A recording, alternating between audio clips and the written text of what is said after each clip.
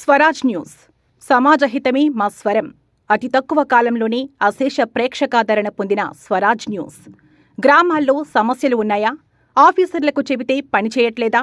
మీ సమస్యలు అట్లనే పెండింగ్లో ఉన్నాయా? మీ దృష్టికి ఏదైనా సమస్య వచ్చిందా? ప్రజాహితం కోరే సమస్య ఏదైనా ఉంటే మాకు తెలపండి. డీటెయిల్స్, ఫోటోలు, వీడియోలు షేర్ చేయండి. మీరే మీ సమస్యకు ఫుల్ స్టాప్ పెట్టే రిపోర్టర్ కావచ్చు.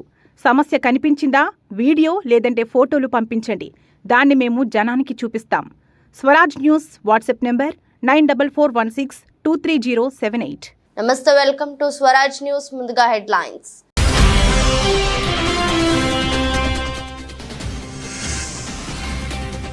ఇటలీలో రిషి సునాక్, మెక్రాన్, జెలెన్స్కీలతో ప్రధాని నరేంద్ర మోదీ భేటీ. ప్రపంచ నేతలతో వరుస భేటీలు.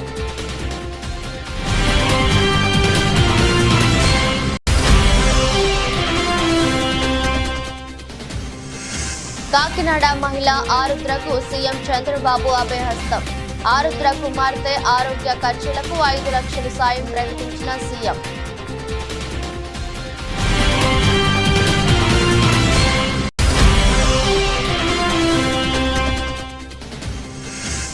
ఆదిలాబాద్ జిల్లా పాలనాధికారి చొరవతో 3 నెలల్లోనే రైతులకు డబ్బులు. హర్షం వ్యక్తం చేసిన రైతులు.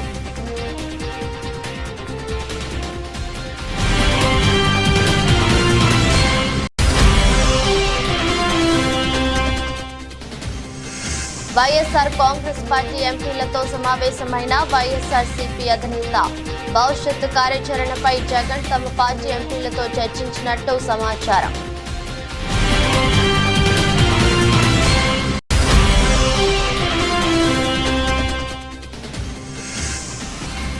నాగార్జున సాగర్ చెక్పోస్టు వద్ద పట్టుబడ్డ 32 కేజీల గంజాయి. హైదరాబాద్ నుండి మాచర్ల వైపుగా తరలిస్తుండగా స్వాధీనం చేసుకున్న పోలీసులు.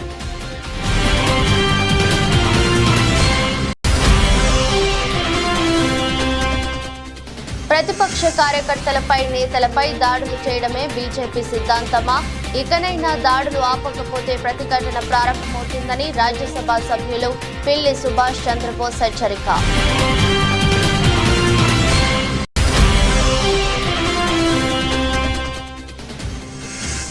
T20 ప్రపంచ కప్ సూపర్ 8కి చేరిన ఆఫ్ఘనిస్తాన్ కు ఎదురు దెబ్బ. జట్టుకు దూరమైన మిస్టరీ స్పిన్నర్.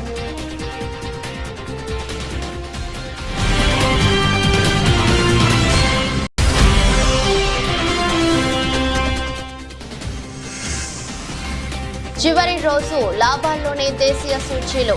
181 పాయింట్లు ఎగపాకిన సెన్సెక్స్.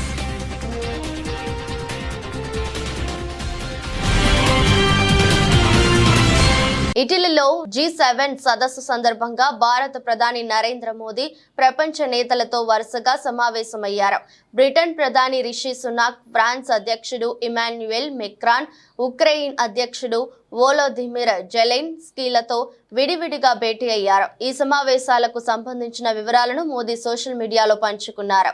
మా స్నేహితుడు మెక్రాన్ తో సమావేశం అద్భుతంగా జరిగింది.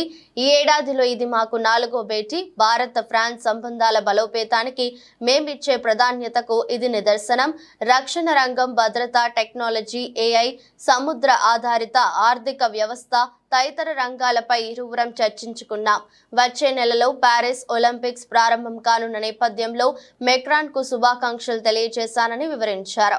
ఇక బ్రిటన్ ప్రధాని రిషి సునాక్ తో సమావేశం ఆహ్లాదకరంగా సాగిందని మోదీ వెల్లడించారు. ఎన్డీఏ ప్రభుత్వం 3సారి అధికారంలోకి వచ్చిన నేపథ్యంలో బ్రిటన్ తో సంబంధాలు, వ్యూహాత్మక భాగస్వామ్యం బలోపేతానికి మా చిత్తశుద్ధిని సునాక్ ఎదుట పునరుద్ఘాటించాను. సెమీ కండక్టర్లు, టెక్నాలజీ, వాణిజ్యం తదితర రంగాల్లో పటిష్ట సంబంధాలకు గొప్ప అవకాశాలు ఉన్నాయి. రక్షణ సంబంధాలను కూడా మరింత దృఢత్వరం చేసుకునేందుకు నేను రిషి సునాక్ చర్చించుకున్నామని మోదీ వెల్లడించారు. ఉక్రెయిన్ అధ్యక్షుడు జెలెన్స్కీతో మోదీ సమావేశానికి ఇరు దేశాల అధికారులు కూడా హాజరయ్యారు. జెలెన్స్కీని ఆలింగనం చేసుకున్న మోదీ ఆత్మీయంగా వీపు తట్టారు. అనంతరం ఇరువురు అనేక అంశాలపై చర్చించుకున్నారు. ముఖ్యమంత్రి నారా చంద్రబాబు నాయుడిని కాకినాడకు చెందిన ఆరుద్ర అనే మహిళ కలిశారు. వెలగపూడి సచివాలయంలో సీఎం చంద్రబాబును తన కుమార్తెతో వచ్చి కలిశారు. కాకినాడకు చెందిన ఆరుద్ర గత ప్రభుత్వ హయాంలో తాను ఎదుర్కొన్న సమస్యలు, వేధింపులకు ముఖ్యమంత్రికి వివరించారు. తన కుమార్తె సాయి లక్ష్మి చంద్రకు వెన్నులో కణిత ఏర్పడటంతో తీవ్ర అనారోగ్యం పాలైందని సీఎం దృష్టికి తీసుకొచ్చారు. గతంలో బిడ్డ వైద్య ఖర్చుల కోసం తన ఆస్తులు అమ్ముకునే ప్రయత్నంలో తనకు ఎదురైన కష్టాలను ఆమె వివరించారు. అమలాపురంలో తన స్థలం విక్రయంలో ఇప్పటికీ ఇబ్బందులకు గురిచేసి కోర్టుల చుట్టూ తిప్పుతున్నారని సీఎం ఎదుట ఆవేదన వ్యక్తం చేశారు. ఆరుద్ర సమస్యలపై స్పందించిన సీఎం కుమార్తె సాయి లక్ష్మి చంద్రకు 5 లక్షల ఆర్థిక సాయం ప్రకటించారు. వైఎస్ఆర్ కాంగ్రెస్ పార్టీ అధినేత జగన్ వైసీపీ ఎంపీలతో సమావేశమయ్యారు. వైసీపీ లోక్సభ, రాజ్యసభ ఎంపీలు ఈ సమావేశంలో పాల్గొన్నారు. విజయసాయి రెడ్డి, వైవి సుబ్బారెడ్డి, పిల్లి సుభాష్ చంద్రబోస్, మిథున్ రెడ్డి, అవినాష్ రెడ్డి, గురుమూర్తి, పరిమల్, నత్వాని తదితరులు ఈ సమావేశంలో పాల్గొన్నారు. భవిష్యత్తు కార్యాచరణపై జగన్ తమ పార్టీ ఎంపీలతో చర్చించినట్టు తెలిపారు. ఈ సమావేశంలో రాష్ట్ర ప్రభుత్వ మాజీ సలహాదారులు సజ్జల రామకృష్ణారెడ్డి కూడా పాల్గొన్నారు.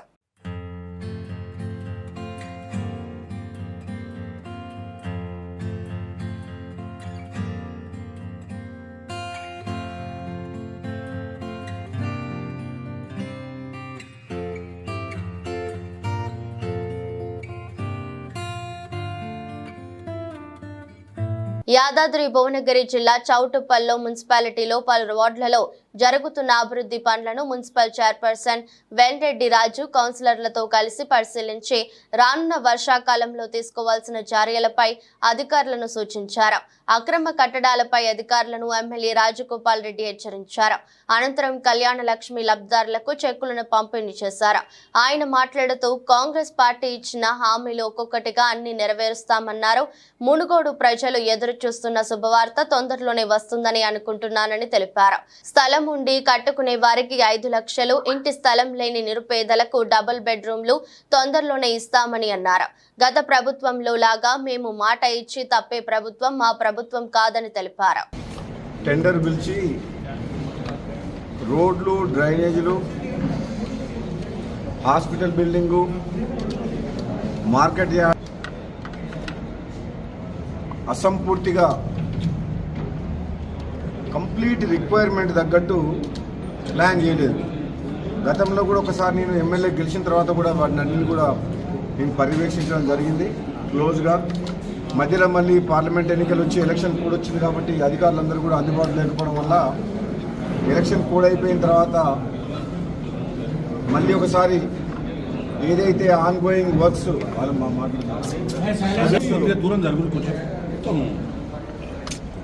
ఏదైతే ఉదయాలంటే మున్సిపాలిటీలో ఉన్న సమస్యలు కానీ, వాళ్ళకున్న ఇబ్బందులు కానీ, వాళ్ళకున్న పేమెంట్ ప్రాబ్లమ్స్ గురించి చాలాసేపు దాదాపు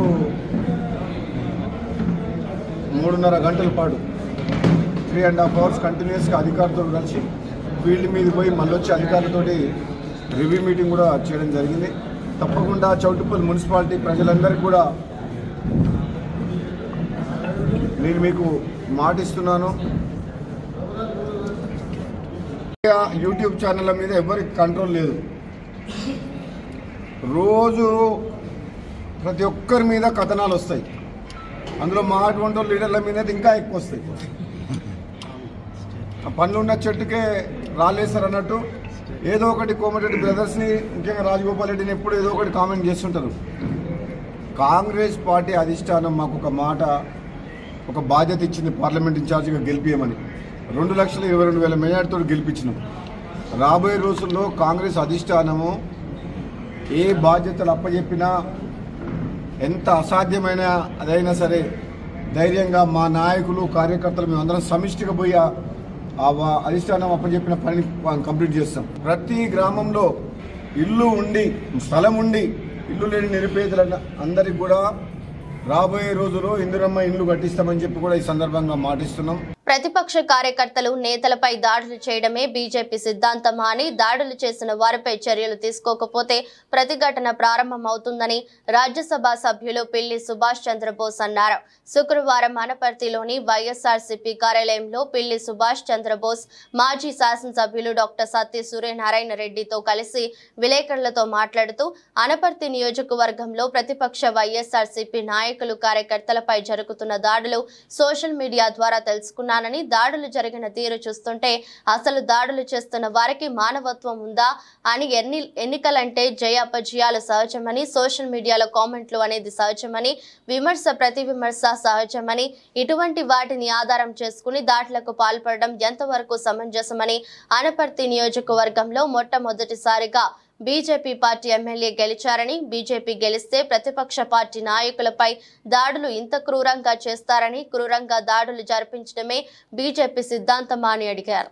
అనపర్తి నియోజకవర్గం కానీ, లేదా మండపేట శాసనసభ నియోజకవర్గం కానీ, లేదా రామచంద్రపురం కానీ, కోనసీమలో కానీ ఇటువంటి సంఘటన ఎన్నికలు అయిన తర్వాత మా పార్టీకి నువ్వు ఓటు వేయలేదు, లేదా మా అభ్యర్థికి మీరు ఓటు వేయలేదని ఇంత దారుణంగా కొట్టడం అనేది చాలా దురదృష్టకరమైన సంఘటన. ఇది అసలు మన సమాజం అసలు అంగీకరించి, మన ప్రాంతం అసలు అంగీకరించింది.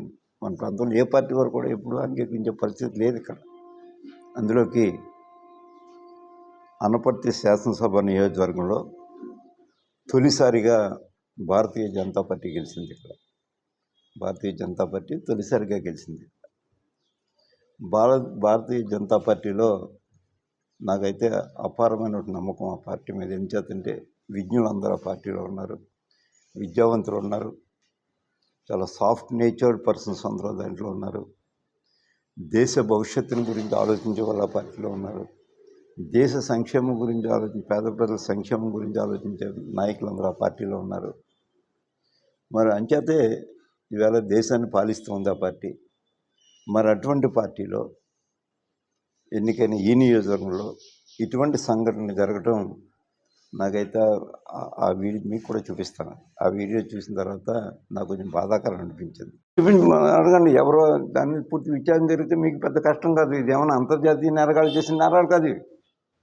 ఇదంతా కూడా ఇక్కడ ఒక పార్టీ వాళ్ళు ఎవరైతే గెలిచారో ఆ పార్టీ వాళ్ళే. అది ఎందుకు ఇంకోళ్ళకి ఏంటి అవసరం వాళ్ళకి? అంచేత వాళ్ళు చేసిన పనులు కాబట్టి తక్షణం వాళ్ళు ఎంతటి వాళ్ళన్నా వారిని ఇమ్మీడియట్గా కూడా అరెస్ట్ చేయకపోతే దీన్ని మాత్రం మేము హైకోర్టులో పిటిషన్ ఫైల్ చేస్తాం. అప్పుడైనా మీరు కదలవలసి వస్తుంది. మీరు తక్షణం పోలీసు వారు దీని మీద విచారణ చేయకపోతే, కేసు రిజిస్టర్ చేసి విచారణ చేయకపోతే ఎవరిదైనా ప్రాణం పోతే ఖచ్చితంగా పోద్ది. ఎంచేతంటే అంత దారుణంగా ఉన్నాయి దెబ్బలు. పోతే యు ఆర్ రెస్పాన్సిబుల్.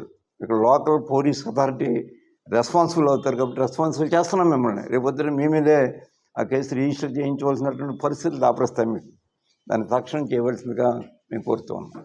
గతంలో పోస్ట్ ఆఫీస్ అధికారి తప్పిదం వల్ల మోసపోయిన రైతులకు ఇండియన్ పోస్ట్ పేమెంట్ బ్యాంక్ ద్వారా పత్తి రైతులకు 1,15,00,000 రూపాయలు 75 మంది రైతులకు సంబంధించిన డబ్బులను జిల్లాలోని పోస్ట్ ఆఫీసులో జిల్లా పాలనాధికారి రాజశీష, శాసనసభ్యులు పాయల్ శంకర్లు రైతులకు అందజేశారు. ఈ సందర్భంగా జిల్లా పాలనాధికారి మాట్లాడుతూ, ఆదిలాబాద్ పట్టణంలో పోస్ట్ ఆఫీస్ రైతుల ఖాతాలో గతంలో సీసీఐ నుండి డబ్బులు జమ చేసిన సంఘటనలో ఓ అధికారి తప్పిదం 75 మంది రైతులు ఖాతాలలో జమైన డబ్బులు మాయమైనట్లు తెలిపారు. ఈ సందర్భంగా ఈ సంఘటనపై జిల్లా పాలనాధికారి ప్రత్యేక చొరవతో 3 నెలల్లోనే రైతుల సమస్యను పరిష్కరించారు. 1,15,00,000 రూపాయలు 75 మంది రైతులకు పోస్ట్ ఆఫీస్ ద్వారా రైతులకు అందజేయడం జరిగింది.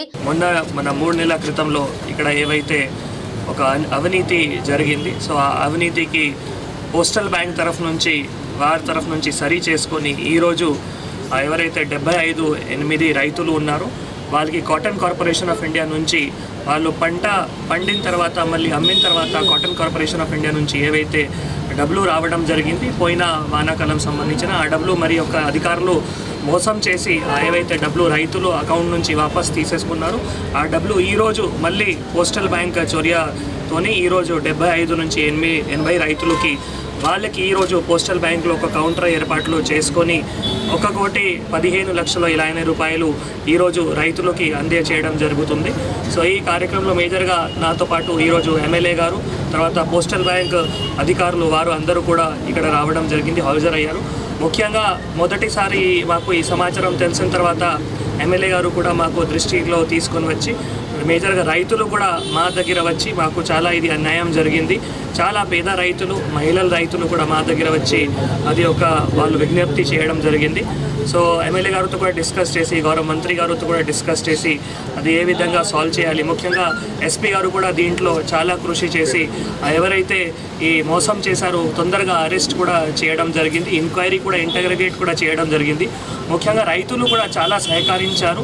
3 నెలల చాలా కష్టపడి వెయిట్ చేసుకొని కూడా మాకి ప్రతిరోజు సహాయం చేశారు. ఎందుకంటే వాళ్ళు కూడా ఎప్పుడైనా ఈ ధర్నాలో కానీ ఆందోళన కానీ ఎప్పుడైనా చేయట్లేదు.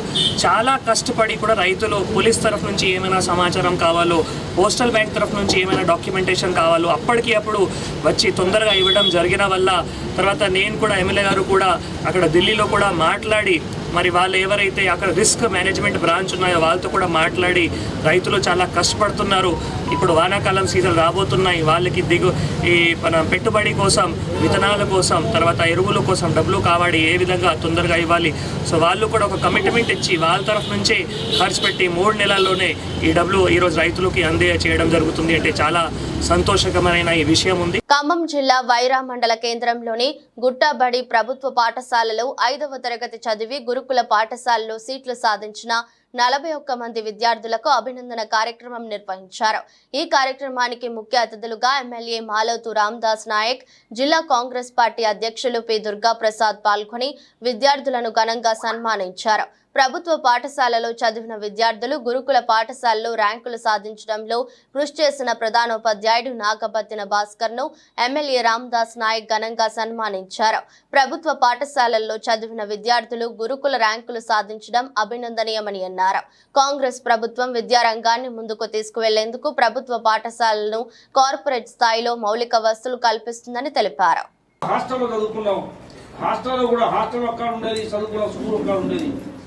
ఇంటర్మీడియట్ వరకు నడిచే చదువుకున్నాం.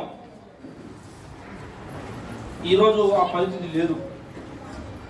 పిల్లల కాలు కూడా మట్టి అంటకుండా తల్లిదండ్రులు చదివిస్తున్న పరిస్థితులని, ఆటోలని, బస్సులని, అవన్నీ లేకపోతే సైకిల్ మోడలని ఇలాంటి సౌకర్యం వచ్చింది. కాబట్టి పిల్లలు పెద్దలు చెప్పారు, అందరూ ఉదాహరణలో తీసుకోవాలి. ఇది మామూలు పాఠశాల కాదు, ఇది గుట్టబడి అంటే మామూలు పాఠశాల కాదు. ఇది దీనికి ఒక చరిత్ర సృష్టించారు ఒక పెద్ద మనిషి దుర్గన్న. పంచాయతీ సర్పంచ్ అయ్యిండు, ఇప్పుడు జిల్లా కాంగ్రెస్ ప్రెసిడెంట్ అయ్యిండు. ఈ రాష్ట్ర ఉప ముఖ్యమంత్రి కావాలి, కొద్దిలో పోయింది. ఉప ముఖ్యమంత్రి ఈ ప్రాంత వాసి లక్ష్మీపురంలో జన్మించిన భట్టి విక్రమార్క గారు. మరి చదువు ఇక్కడ దీని ముహూర్తం అటువంటిది అయ్యగారు, దీని ముహూర్త బలం, దీని పేరు అటువంటిది. కాబట్టి ఇవాళ ఉప ముఖ్యమంత్రి రాష్ట్రాన్ని ఏలుతున్న నాయకుడు భట్టి విక్రమార్క గారు ఈ పాఠశాలలో చదువుకున్న అంటే మాటలు కాదు. ఈ పాఠశాల పేరు, ప్రతిష్ట, గౌరవం పెంచే విధంగా ఇవాళ వివిధ రకాల హోదాల్లో కూడా బయట ఉద్యోగాలు చేస్తున్నారు. మంచి ధనవంతులైనరు, పెద్ద పెద్ద ఉద్యోగాలు చేస్తున్నారు, వ్యాపారాలు చేస్తున్నారు. కాబట్టి చదువుకున్న ఇప్పుడున్న పిల్లలందరూ కూడా పెద్ద ఎత్తున కష్టపడాలి. ఇవాళ డబ్బులు ఎన్ని భూములున్నా ఈ ఆస్తులు కావు, చదువే మనకు పెద్ద ఆస్తి. తల్లిదండ్రులు కూడా ప్రధానంగా మనవి చేస్తా ఉన్నా, పిల్లల్ని చదివిస్తే మీరు వాళ్ళకు ఒక 10 ఎకరాలు 20 ఎకరాలు ఇచ్చినట్టే. వాళ్ళని కష్టపడి ఇబ్బంది పడి గట్టిగా చదివించాలని మీ అందరికీ మనవి చేస్తూ, అన్ని విషయాలు మనం సీతారామరావు చెప్పాడు, దుర్గాన చెప్పాడు. కాబట్టి మా పట్ల మేమందరం కూడా ప్రభుత్వ పాఠశాల చదివి వచ్చిన వాళ్ళమే. అనపర్తి మండలం అభివృద్ధి అధికారి కార్యాలయంలో 4 మండలాల MDOs, EOs, Panchayati Raj department, RWS departments, deputy executive ఇంజనీర్లు, 4 మండలాల అసిస్టెంట్ ఇంజనీర్స్, 4 మండలాల గ్రామ పంచాయతీ సెక్రటరీస్ లతో అనపర్తి నియోజకవర్గం సమీక్ష సమావేశంలో పాల్గొన్న అనపర్తి శాసనసభ్యులు నల్లమిల్లి రామకృష్ణారెడ్డి తూర్పు గోదావరి జిల్లా అనపర్తి నియోజకవర్గం ప్రస్తుత పరిస్థితిపై 4 మండలాల పంచాయతీ సెక్రటరీలు, ఎంపీడీఓలు, జలవనరుల శాఖ అధికారులతో కార్యక్రమం ఎంపీడీఓ కార్యాలయంలో అనపర్తి శాసనసభ్యులు నల్లమిల్లి రామకృష్ణారెడ్డి సమీక్ష నిర్వహించారు. ఈ సందర్భంగా గత 5 సంవత్సరాలుగా అనపర్తి నియోజకవర్గంలో జరిగిన అభివృద్ధి, మౌలిక వస్తుల కల్పన, అవినీతి ఆరోపణలపై విస్తృతంగా చర్చించారు. అనపర్తి నియోజకవర్గంలో ఎంపీడీఓలు, గ్రామ పంచాయతీ కార్యదర్శులు, పంచాయతీరాజ్ ఇంజనీరింగ్ విభాగం, ఆర్డబ్ల్యూఎస్ ఇంజనీరింగ్ విభాగం ఇప్పటి వరకు జరిగిన కార్యక్రమాలు, ఇప్పటి వరకు జరిగిన విషయాల పైన నాకు ఒక అవగాహన రావాలి. కాబట్టి ఇక ముందు ఏ విధంగా ముందుకు వెళ్ళాలనే దానిపైన అధికారులతో సమన్వయం కావాలి. కాబట్టి ఒక అవగాహన కార్యక్రమాన్ని నిర్వహించుకోవడం జరిగింది. దీనికి నియోజకవర్గంలో అధికారులందరూ రావడం జరిగింది. ముఖ్యంగా అనేక విషయాలు చర్చించడం జరిగింది. ముఖ్యంగా 2019 నుంచి 2024 వరకు జరిగిన ప్రభుత్వంలో అనేక తప్పిదాలు కానివ్వండి, లేదా అవకతవకలు కానివ్వండి, కొన్ని వెలుగు చూసాయి ఈరోజు. దానిపైన తప్పనిసరిగా విచారణకి కలెక్టర్ గారిని కోరడం జరుగుతుంది. అదేవిధంగా ఒక చక్కటి సమన్వయంతో అధికారులు ప్రభుత్వానికి సహకరించే విధంగా, ప్రభుత్వం అధికారులతో సత్సంబంధాలు ఉండే విధంగా వెళ్ళడం జరుగుతుంది. దానికి సంబంధించి ఇవాళ ఒక దిశానిర్దేశం కూడా చేసుకోవడం జరిగింది. ఏదైనా ప్రభుత్వ లక్ష్యం ఒకటే, ప్రజలకు సంక్షేమ ఫలాలు, అభివృద్ధి ఫలాలు అందించాలి. చంద్రబాబు నాయుడు గారు ఇచ్చిన హామీ మేరకు, మోడీ గారు ఇచ్చిన గ్యారంటీ మేరకు ప్రజలకు సుపరిపాలన అందించాలి. దానికోసమని ఈరోజు అధికారులందరితో మాట్లాడడం జరిగింది. అధికారులందరి దగ్గర నుంచి ఫీడ్బ్యాక్ తీసుకోవడం జరిగింది. గుంటూరు జిల్లా ప్రతిపాడు నియోజకవర్గం, పెదనందిపాడు, కాకుమాను మండలాల్లో ప్రతి జిల్లా పరిషత్ ఉన్నత పాఠశాలలో విద్యార్థులకు ప్రభుత్వం ద్వారా స్టూడెంట్స్ కి కిట్లు పంపిణీ చేసిన ప్రతిపాడు శాసనసభ్యులు బుర్ల రామాంజనేయులు కాకుమాను మండలంలో 2108 కిట్లను పంపిణీ చేశారు. బుర్ల రామాంజనేయులు మాట్లాడుతూ 90% మార్కులు సాధించాలని, స్కూల్ పిల్లలకు స్కిల్ డెవలప్మెంట్ మరియు నైపుణ్యం కలిగిన చదువును అందించాలని టీచర్లను కోరారు. ప్రముఖ సినీ నటి హేమ బెంగళూరు జైలు నుంచి విడుదలయ్యారు. కోర్టు ఆమెకు షరతులతో కూడిన బెయిల్ మంజూరు చేయడంతో ఆమె విడుదలయ్యారు. బెంగళూరు రేవ్ పార్టీ కేసులో సినీ నటి హేమను బెంగళూరు సిసిబి పోలీసులు అరెస్ట్ చేశారు. ఆమె బెయిల్ పిటిషన్ దాఖలు చేసుకున్నారు. హేమ వద్ద ఎలాంటి డ్రగ్స్ దొరకలేదని, అలాగే ఘటన జరిగిన 10 రోజులకు వైద్య పరీక్షలు నిర్వహించారని ఆమె తరపు న్యాయవాది కోర్టులో వాదనలు వినిపించారు. అలాగే డ్రగ్స్ తీసుకున్నట్లు పోలీసులు సాక్ష్యాలు చూపించలేకపోయారని పేర్కొన్నారు. అయితే ఆమె పార్టీలో పాల్గొన్నట్లు చూపి ఆధారాలను సిసిబి కోర్టుకు అందించింది. ఇరువైపులా వాదనలు విన్న న్యాయస్థానం హేమకు షరతులతో కూడిన బెయిల్ ను మంజూరు చేసింది. దీంతో ఆమె ఈ రోజు విడుదలయ్యారు.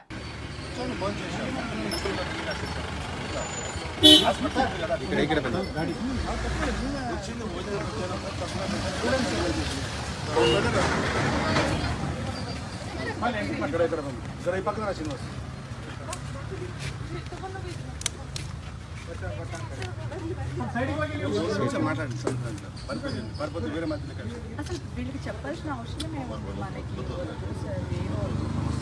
అంతే. పెరిగి పెద్దయి బాధ్యతలను మోస్తున్న పెద్దవాళ్ళనైనా, యువత అయినా ఏదో ఒక సందర్భంలో చిన్నతనమే బాగుందని అనుకుంటాం. అలా అనుకోవటం కూడా నిజమే. ఎలాంటి పొరపచ్చాలు, అడ్డుగోడలు, బాధలు లేకుండా స్నేహితులతో కలిసి సరదాగా గడిపే బాల్యమే ఎంతో గొప్పది.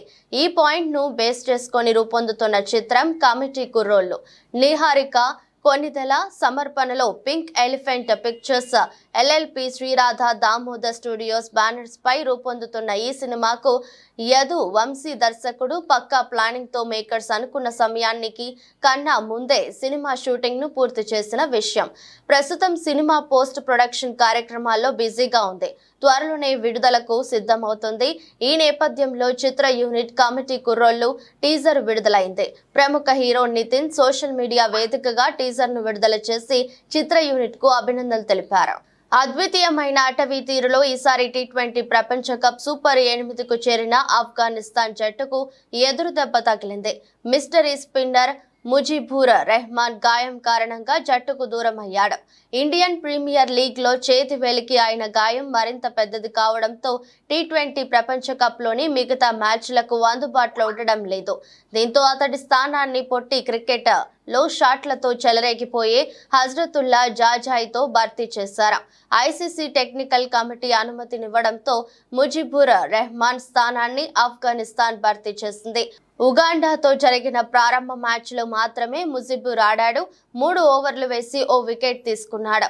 ఇక left arm wrist spinner Noor Ahmad ఇప్పుడు ముజిబుర్ పాత్రను పోషించనున్నాడు.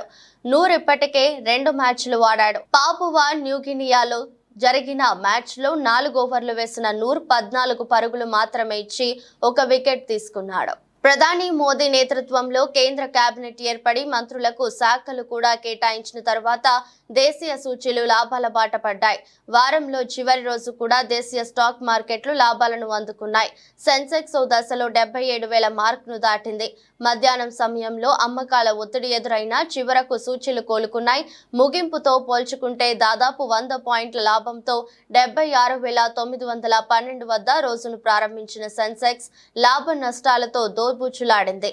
ఒక దశలో 200 పాయింట్లు లాభపడి 77,081 వద్ద ట్రేడ్ అవుతుంటే హైని టచ్ చేసింది. మరోసారి 77,000 మైలు రాయిని దాటింది. అయితే గరిష్టాల వద్ద మదుపర్లు లాభాల స్వీకరణకు దిగడంతో 450 పాయింట్లకు పైగా కోల్పోయి 76,549 వద్ద ట్రేడ్ అవుతుంది. కనిష్టానికి చేరుకుంది. చివరకు 181 పాయింట్ల లాభంతో 76,992 వద్ద రోజును ముగించింది. ఇక నిఫ్టీ 66 పాయింట్ల లాభంతో 23,465 వద్ద స్థిరపడింది. వార్తలు ముగించే ముందు మరోసారి హెడ్లైన్స్.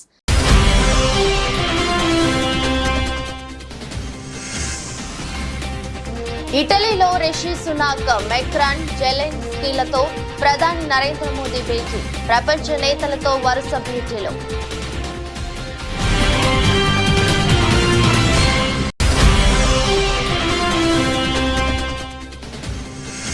కాకినాడ మహిళ ఆరుద్రకు సీఎం చంద్రబాబు అభయహస్తం. ఆరుద్ర కుమార్తె ఆరోగ్య ఖర్చులకు 5 లక్షల సాయం ప్రకటించిన సీఎం.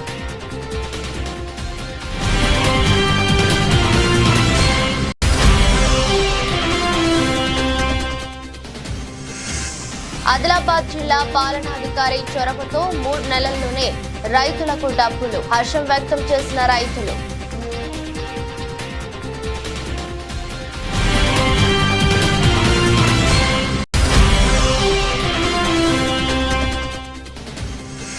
వైఎస్ఆర్ కాంగ్రెస్ పార్టీ ఎంపీలతో సమావేశమైన వైఎస్ఆర్సీపీ అధినేత. భవిష్యత్తు కార్యాచరణపై జగన్ తమ పార్టీ ఎంపీలతో చర్చించినట్టు సమాచారం.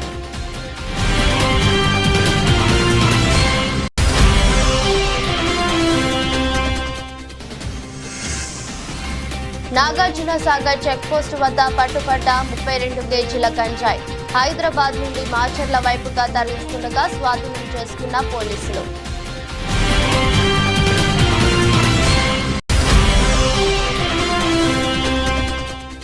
ప్రతిపక్ష కార్యకర్తలపై, నేతలపై దాడులు చేయడమే బీజేపీ సిద్ధాంతమా?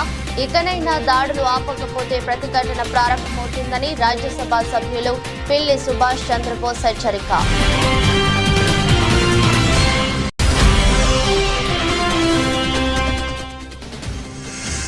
T20 ప్రపంచ కప్ సూపర్ 8కి చేరిన ఆఫ్ఘనిస్తాన్ కు ఎదురు దెబ్బ.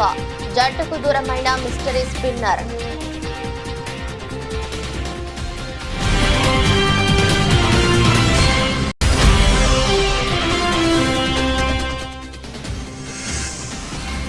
చివరి రోజు లాభాల్లోనే దేశీయ సూచీలు. 181 పాయింట్లు ఎగపాకిన సెన్సెక్స్.